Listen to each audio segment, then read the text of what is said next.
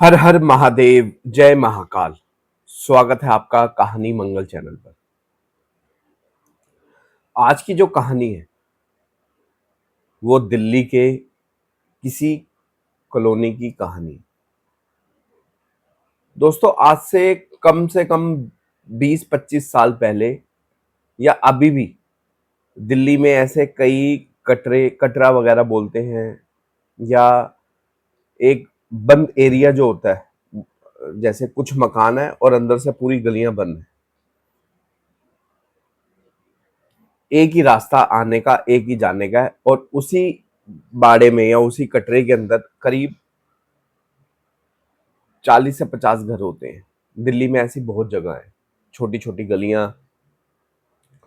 तो पहले क्या होता था, अभी भी कुछ जगहों पे है, वहां पे जो टॉयलेट होता है वो सबका कॉमन रहता है। मतलब घर में बहुत कम लोगों के घर में टॉयलेट होता था और बीच में एक टॉयलेट बना दिया जाता था, ताकि उसको जो भी उस कटरे में रहता है उसको यूज कर सके। तो ये जो बात है, ये करीब इस बात को हो गए करीब करीब करीब 20 साल। एक नया शादीशुदा जोड़ा रहने के लिए आया था उस कटरे के अंदर किराए पे। वो बिहार साइड के थे। तो अभी शादी को मेरे ख्याल 2 या 3 महीने हुए थे।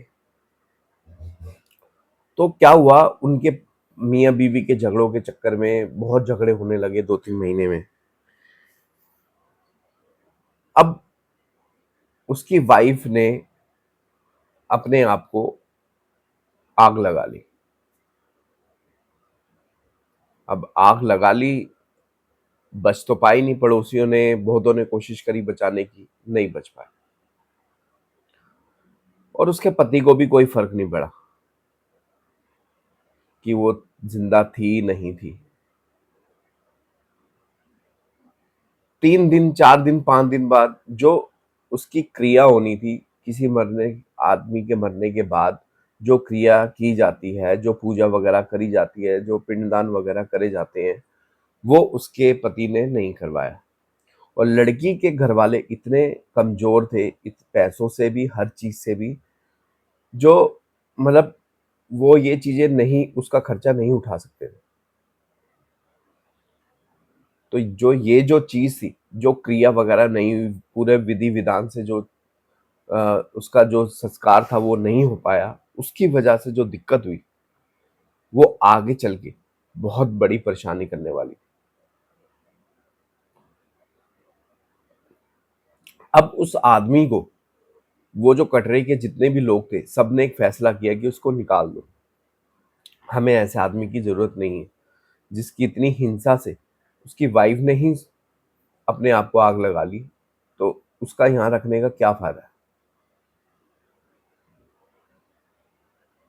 तो पुलिस ने भी अपनी कार्रवाई करी, जो भी आगे चल के हुआ, क्या हुआ, कुछ नहीं पता। अब 4-5 दिन बाद, 6 दिन बाद, वहां अजीब हरकतें शुरू हो गई। 12 बजे, 12:30 बजे कोई वॉशरूम जाता, क्योंकि बाहर था वॉशरूम, तो उनको पंजेबों की आवाज सुनाई देती। ऐसा लगता कोई चल रहा है बाथरूम के अंदर। अब वो आवाज लगाते, कौन है, कौन है। तो कोई आवाज नहीं आती, और ऐसे आवाज आती, छन छन छन छन छन छन, जैसे वो भाग के चली गई। एक आदमी ने महसूस किया, दो ने किया, तीन ने किया, लेकिन अजीब बात ये थी कि जब लेडीज जाती थी उनको कुछ नहीं सुनाई देता था, सिर्फ आदमियों को ही सुनाई देती थी उसकी हरकतें। कभी उनके ऊपर पानी गिर रहा है वॉशरूम करते हुए, कभी उनके ऊपर क्या गिर रहा है, कभी उनके ऊपर मिट्टी गिर रही है। तो ये हरकतें शुरू होने लग गई। सबसे ज्यादा दिक्कत तब हुई, एक आदमी कुछ दिनों बाद वहां पे मरा हुआ मिला बाथरूम के बाहर। और वो इस कंडीशन में था कि उसकी जो शक्ल थी ऐसे थी जैसे उसने बड़ी खतरनाक चीज देखी। और शरीर उसका ऐसा हो चुका था कि किसी ने पूरा खून उसके शरीर में से खींच लिया। अब आसपास के लोग घबरा गए कि भाई क्या दिक्कत है। तो फिर धीरे धीरे धीरे धीरे ये बात निकल के आई कि हमें भी कुछ चीज महसूस होती है, अजा आवाज आती है पंजेबों की, कभी हमारे ऊपर मिट्टी गिरती है, कभी क्या होता है। तो लोगों ने कहा इसका कुछ समाधान करना पड़ेगा। उसी दिन रात को उसी दिन रात को क्या हुआ, एक आदमी जैसे ही वॉशरूम करने के लिए अंदर घुस ही रहा था, उसको ऐसे किसी ने पीछे से कॉलर से पकड़ लिया और बहुत तेज नीचे घसीट के सीधा दरवाजे पे उसको दे के मारा। अब वो वहीं बेहोश।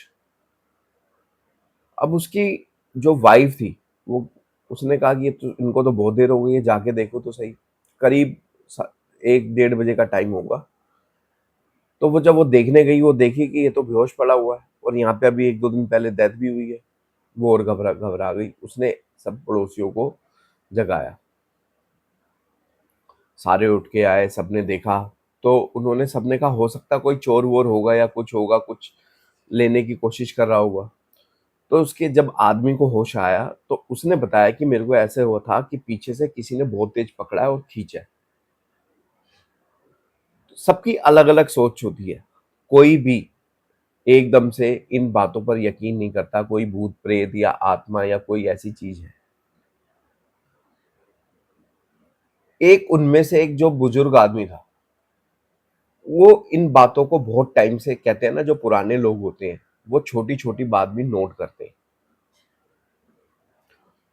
क्योंकि वो जब जाता था, उसकी आदत थी, कई बुजुर्ग आदमियों की आदत होती है, जब वो फ्रेश होने जाते हैं, टॉयलेट जब जाते हैं तो बीड़ी जरूर पीते हैं। और ये सुना है, लोग बाग कहते हैं, पता नहीं सच है या झूठ है, कि अगर आपके आसपास आग जल रही है या चिंगारी वगैरह कुछ है तो कोई भूत प्रेत आपके आसपास नहीं आ सकता। तो उसने गौर किया था, जब जब वो बीड़ी पीता हुआ अंदर जब जाता था तो उसको सिर्फ आवाज महसूस होती थी। और एक दिन जब वो बिना बीड़ी के अंदर गया, सिर्फ ये चेक करने के लिए कि वाकई में कुछ दिक्कत है या नहीं है, तो उसको ऐसा महसूस होता कि पीछे से कोई उसको पकड़ रहा है या कोई उसको छू रहा है या कुछ कहना चाह रहा है। अब वो समझ गया कि कुछ ना कुछ यहाँ पे दिक्कत है।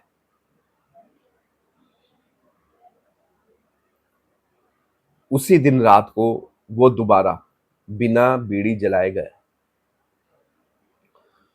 तो वही उसके साथ हरकत हुई। उसको ऐसा लगा कि पीछे से किसी ने कॉलर ऐसे पकड़ा है।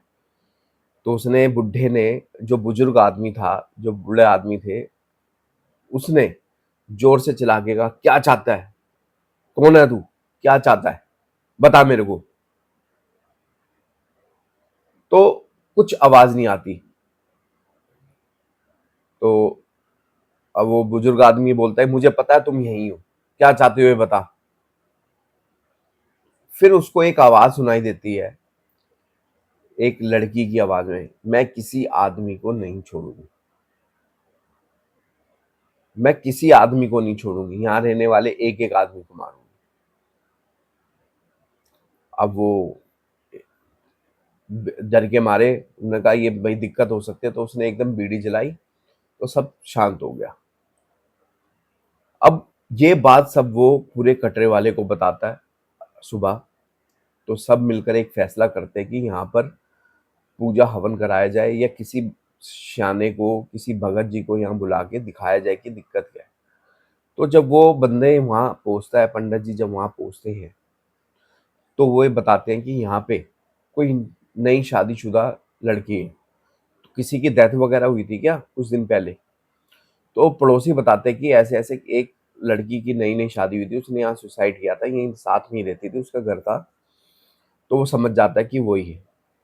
और वो ये कहता है कि इसका जो क्रियाक्रम है वो सही विधि विधान से हुआ नहीं है, उसका सही विधि विधान से पूजा करानी पड़ेगी तब कुछ होगा। तो वो सब उसके पति को ढूंढते हैं, क्योंकि उसको तो वहां से निकाल दिया गया होता है। तो उनको सुनने में ये आता है कि वो अब है नहीं, शायद जेल में हैं, पता नहीं कहाँ हैं। तो सब पड़ोसी मिलकर जो उस कटरे में रहते हैं, सब ये मिलकर फैसला करते हैं कि जो उसकी विधि, जो क्रिया वगैरह होनी थी, हम सब मिलकर करेंगे। तो वही पूजा पाठ करवाई गई।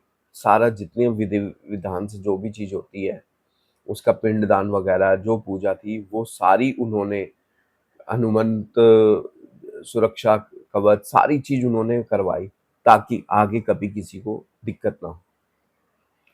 तो जब वो क्रिया हुई, जब पूजा-वूजा जब सब सारी समाप्त हो गई, उसके बाद वहाँ पे कभी आज तक कोई दिक्कत हुई नहीं। तो दोस्तों, इस कहानी में किसी एक लड़की को परेशान किया गया, उसको फिर उसकी विधि से पूरी चीज़ नहीं की गई, तो ये चीज़ गलत है। कभी किसी लेडीज़ को कभी परेशान ना करो, हो सकता है आगे जाके वो हमें भी दिक्कत दे। तो वीडियो पसंद आई हो तो लाइक करें, चैनल को सब्सक्राइब ज़रूर करें, एक बार ज़रूर प्यार से बोलिएगा, हर हर महादेव, जय महाकाल। धन्यवाद।